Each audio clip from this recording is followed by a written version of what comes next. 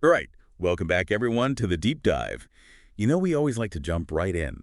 So today, we are tackling soluble fiber. Yeah, a fascinating topic and something I think a lot of our listeners are curious about. We've got some really interesting material here that we'll be diving into. Absolutely. So we're on a mission here today to understand soluble fiber and its importance. But, more than just the theory, we really want to get practical for all of you listening in Malaysia. Exactly, and that leads us right into our first big question. What Malaysian foods are actually rich in this soluble fiber? Okay, so let's get right to it.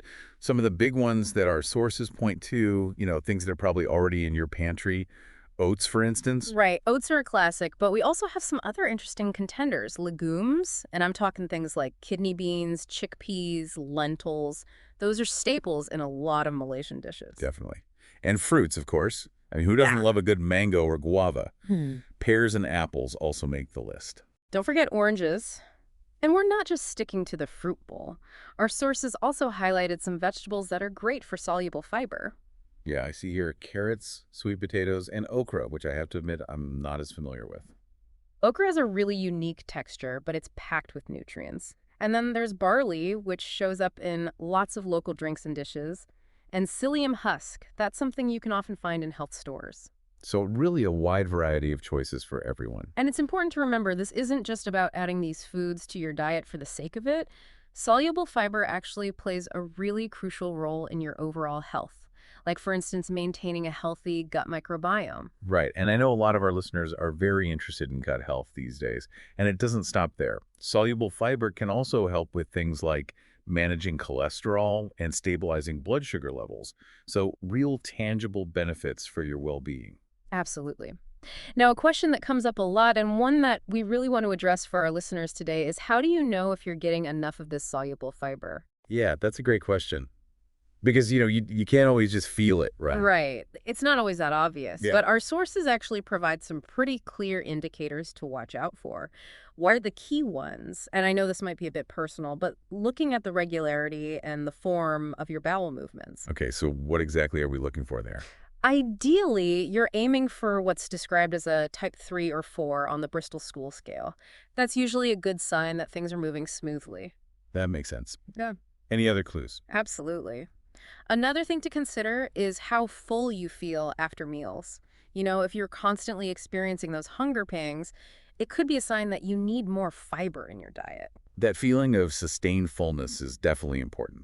Hmm. And then, of course, you want to see stable blood sugar levels throughout the day, not those drastic spikes and crashes. Exactly. And having healthy cholesterol readings when you go for your checkups, that's another positive sign.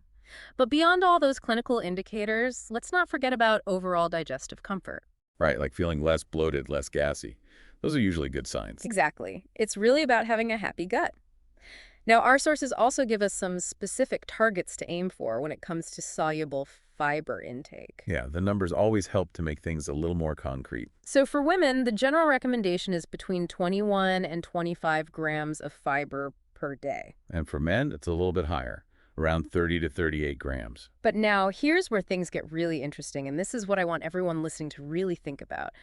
When you hear those gram amounts, it can be tough to actually visualize what that looks like in your daily meals. And you know what's really surprising is that even some of those seemingly healthy foods that we were talking about earlier might not be packing as much fiber as you'd think, Right, like take a cup of cooked oatmeal, for example, or even a medium-sized apple. They only contain about 4 grams of fiber each. which really isn't that much when you consider the daily recommendations, right? Yeah, exactly. And that's the point we really want to drive home today. There's often this gap between what we think we're eating and what we actually need for optimal health. So it's all about making those small, conscious choices. And I think that brings us to our final thought for everyone listening today.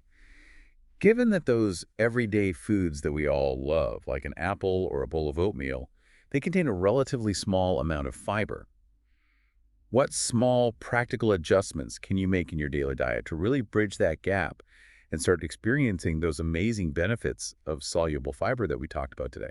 It's all about those sustainable changes, those little tweaks that can actually make a huge difference in the long run. And that's what the deep dive is all about, giving you the knowledge and the tools to take control of your own health journey. So until next time, keep exploring, keep learning, and keep diving deep. And we'll be right here with you every step of the way.